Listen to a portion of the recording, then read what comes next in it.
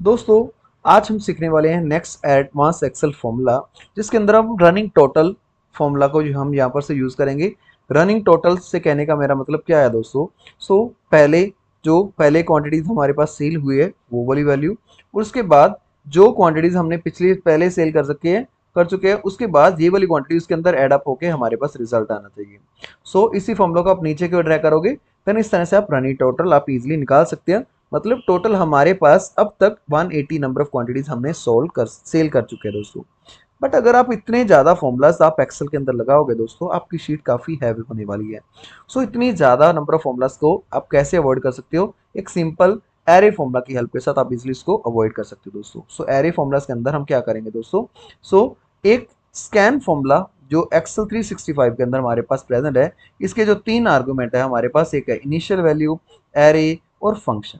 Initial value के अंदर जो भी इसकी स्टार्टिंग वाली वैल्यू उसको हम पास करेंगे। एरे जो स्कैन फॉर्मूला हमने लगाना है, रनिंग टोटल हमने लगाना है किस एरे के ऊपर, किस रेंज के ऊपर हमने लगाना है दोस्तों।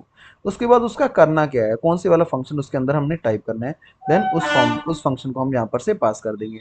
मान लो हमारे पास इनिशियल वैल्यू है, हमने डिसाइड कर दी 0, देन कॉमा को प्रेस करेंगे और पहले वाले जो एरे है इस सारी की सारी रेंज को हम इसके अंदर सिलेक्ट कर लेंगे दोस्तों।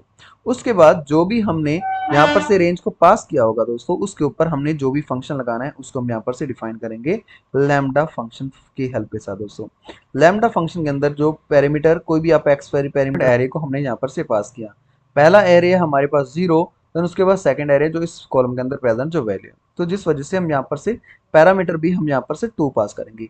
पहला पैरामीटर x जिसकी वैल्यू है पहले इनिशियली 0 सेट कर रखी है, और उसके बाद y की वैल्यू जो इस सी कॉलम से अंदर से अपने आप उठाएगा।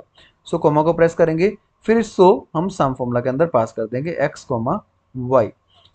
ब्रैकेट को क्लोज करेंगे सम फॉर्मूला के, इसके अंदर क्या करेगा दोस्तों। पहले 0 और y, मतलब y की वैल्यू जो हमारे पास 20 है, 0 और 20 दोनों को सम करके हमारे पास रनिंग टोटल के पहले वाले सेल के अंदर हमारे पास शो कर देगा। ओके, देन फिर से ब्रैकेट को क्लोज करेंगे, उसके बाद एक बार फिर से जो स्कैन फॉर्मूला की ब्रैकेट है उसको क्लोज करेंगे और एंटर को प्रेस करेंगे। आप देखेंगे दोस्तों इसका रिजल्ट आपके सामने शो हो चुका है। इसने इस टाइप का रिजल्ट हमारे पास कैसे शो करवाया, जो हमने इनिशियल वैल्यू सेलेक्ट की थी उसको यहाँ पर से पास कर दिया। मान लो ओके कि मान लो पहले स्टार्टिंग वाली वैल्यू इनिशियल वैल्यू ये, और इसके अंदर हमने क्वांटिटी सोल्ड वाली जो क्वांटिटी इसके अंदर ऐड अप कर दी।